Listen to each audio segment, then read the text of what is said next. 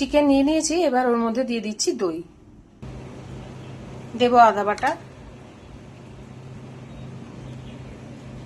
রসুন বাটা, লঙ্কা বাটা, গোলমরিচ গুঁড়ো, লেমন জেস্ট, লেবুর রস, নুন স্বাদ মতো।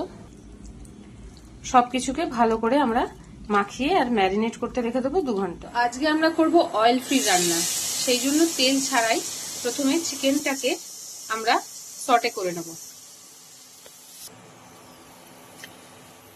আমাদের চিকেনটা খানিকটা হয়ে গেছে সটে করা, তারপরে যে এক্সট্রা ম্যারিনেশনটা ছিল সেটা আমরা এতে দিয়ে আর ভালো করে নেড়ে নেব। লেমন চিকেন যেহেতু বানাচ্ছি সেই জন্য লেবু পাতাগুলো আমরা জলে মানে গরম জলে ভিজিয়ে রেখেছিলাম, সেই জলটা এবার আমরা চিকেনের মধ্যে অ্যাড করে দেবো।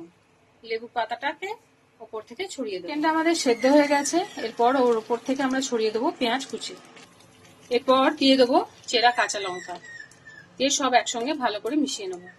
রান্নাটা আমাদের কমপ্লিট। ওপর থেকে কিছু লেবু পাতা ও লেবুর রস ছড়িয়ে স্ট্যান্ডিং টাইমে ঢাকা দিয়ে রেখে দেবো। তো গরমে একদম হালকা অয়েল ফ্রি চিকেন আমাদের রেডি। আমাদের লেমন চিকেন যদি ভালো লাগে একটা লাইক কমেন্ট শেয়ার সাবস্ক্রাইব করবেন চ্যানেলটাকে আর ফলো করবেন পেজটাকে। Thanks for watching.